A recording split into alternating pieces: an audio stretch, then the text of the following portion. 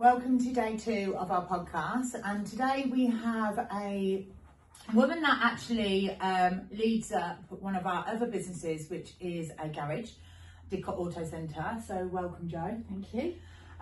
Jo's very nervous, but I've told her not to be, so it'll be absolutely fine, right? You're just having a chat with me. I know. Yeah, okay. Jo, what I want you to do is just tell me a bit about yourself, your story and your role, and what a typical day looks like for yourself. So I got into the industry 25 years ago, purely by I needed a job. Okay. So to move up here, so I found a job, started off at Land Rover, then I moved on to Renault, and then I moved on to Audi, and then Mercedes, and then back to Audi. And then I wanted a better work-life quality, so I moved to Didcot Auto Centre, and I've been there for 11 years. 11 years. I know. Crazy. I know. It's like just over a century. And what does a typical day look like for a garage manager? It's overseeing the staff, making sure that all parts are available for them to be able to do their jobs and function and be efficient during the day. Managing the front desk as well to make sure the reception's functioning as it should, seeing the customers, answering the calls, bookings, invoicing, and making sure that everything runs smoothly. Okay.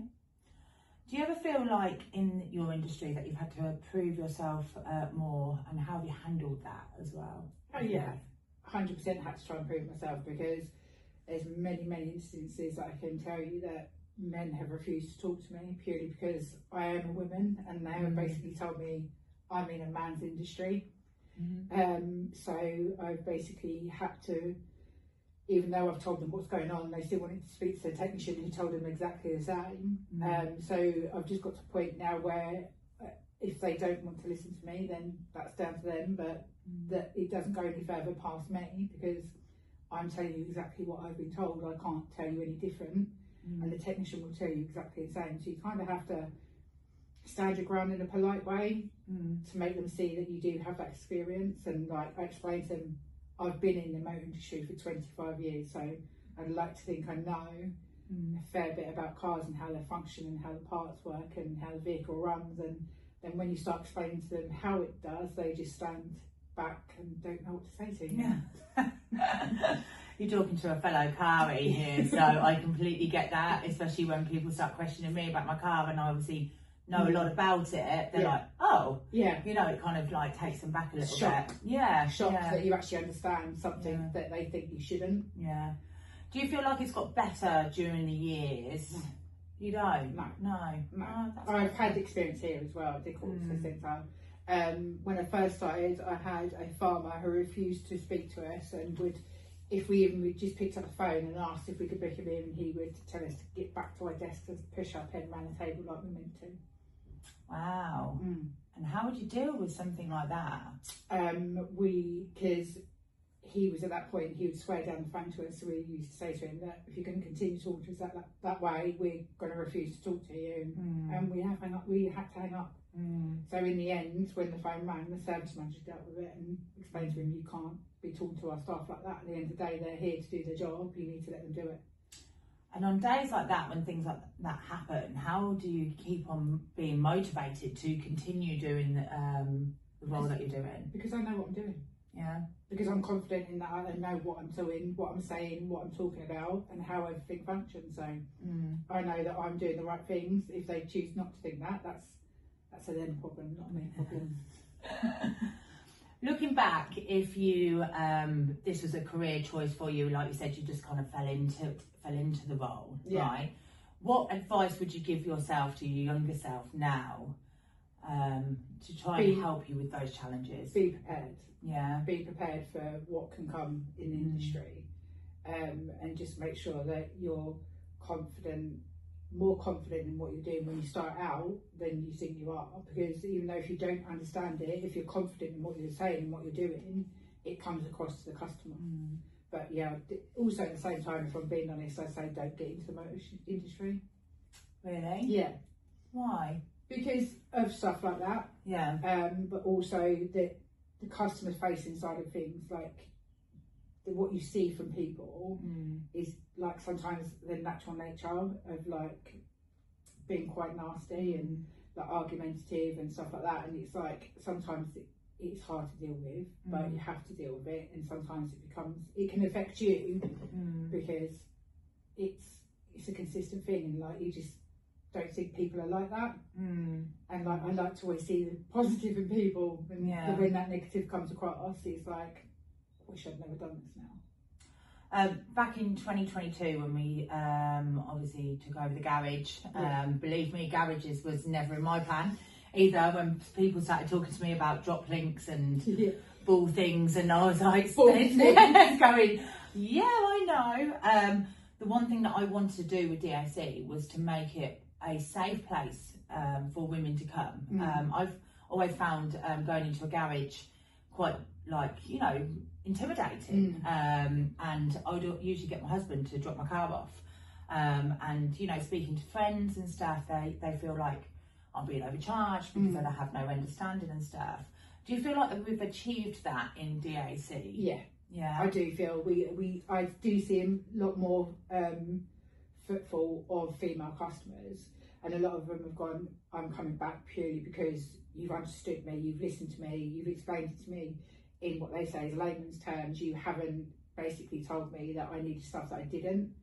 And a lot of women, I would say a good like 20% of women said they feel more comfortable, more confident coming into DAC or Dickett Auto Centre purely because it's a female fronted reception. Yeah, and it does look like a bit of a salon as well, with all the plants and obviously how we've made it look. Yeah, 100%. It makes people feel comfortable, and a lot of people have said how nice it is to walk into a garage and see how nice their reception is, rather than just going in and it being plain.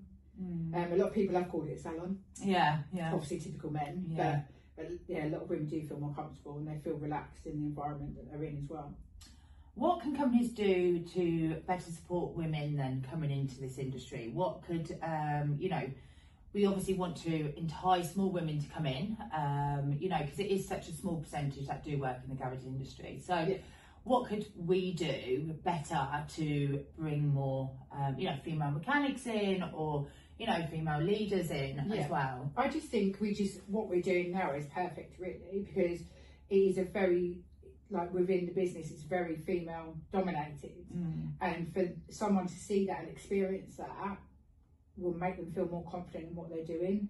It's building their confidence, knowing that there is other women, not just men, that will support them in the environment they're in and be there and have their back when they're needed. Because obviously a lot of women, when they go into the environment that is all men, it's a little bit intimidating for them, because that's the only, like, if you think about it, like a garage, you walk into a garage, it's mechanics and male dominated on the front, so seeing females will put them at ease. So I think a lot more females just need to be encouraged and nurtured into the environment, so they can see that it is okay to be in it. Yeah. And what strengths do you think that women bring to a garage? And that's not just obviously a woman in leadership, but obviously just women in general coming into the industry. Why do you think it would be a strength for maybe a woman, more women to enter the industry? Empathy. Yeah, I think women have a lot more empathy.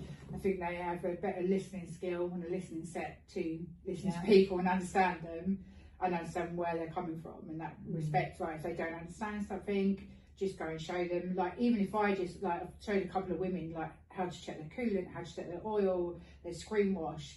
It just gives them that little bit of confidence that they don't need to rely on a man per se to be able to do those jobs for them. So it just, I think, having empathy, understanding, and just being there and listening to them, because sometimes that's all they want you to do.